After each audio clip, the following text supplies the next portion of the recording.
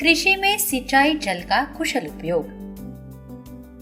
जल एक ऐसा ही प्राकृतिक स्रोत है जो मनुष्य एवं अन्य प्राणियों के साथ फल पौधों के विकास के लिए उतना ही जरूरी है।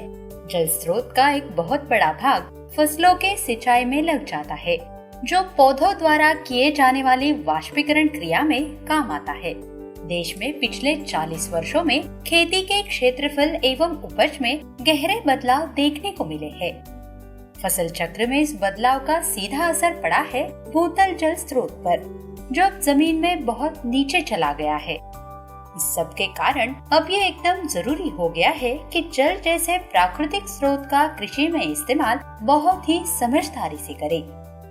बारिश और नहरों के चाल से होने वाले भूमि जल का अंशदान 16.8 लाख हेक्टेयर मीटर है। पंजाब में करीब 10 लाख बिजली और डीजल पंप है, जो जमीन से पानी निकालकर खेतों की सिंचाई करते हैं। जल स्रोत के इस अंधाधुंध दोहन के कारण ही भूमि जल की तालिका एकदम नीचे गिर गई है। ट्यूबवेल से निकलने वाली पानी की धार कम हो गई है, जिसे बनाए रखने के लिए कुओं की गहराई बढ़ानी पड़ती है।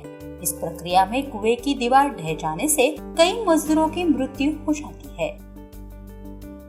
पानी का तल नीचे चले जाने के कारण उसे और ज्यादा गहराई से निकालना पड़ता है। इसके लिए ज्यादा शक्तिशाली पंपों की जरूरत होती है, जिनमें ज्यादा बिजली खर्च होती है। सेंट्रीफ्यूगल यानी पानी की सतह से ऊपर रहने वाले पंप की जगह सबमर्सिबल यानी पानी की सतह से नीचे रहने वाले पंप लगाने पड़ते हैं, जिसकी लागत बहुत ज्यादा है। सीमांत और छोटे किसान इन महंगे पंपों का खर्चा नहीं उठा सकते और लाचार होकर उन्हें खेती छोड़कर अपनी जमीन बेच देनी पड़ती है। इस क्षेत्र में कभी कभी पानी के ठहर जाने की समस्या भी आती है और तब फसल उत्पादन बचाने के लिए विशेष प्रबंध करने पड़ते हैं। अनुभव के आधार पर ये कहा जा सकता है कि 15 से 20% पानी तो सिंचाई चैनलों से खेत तक पहुंचता ही नहीं। वैसे ये इस बात पर भी निर्भर करता है कि मिट्टी किस प्रकार की है, चैनल कितने लंबे हैं और सिंचाई करने की समय सारणी क्या है।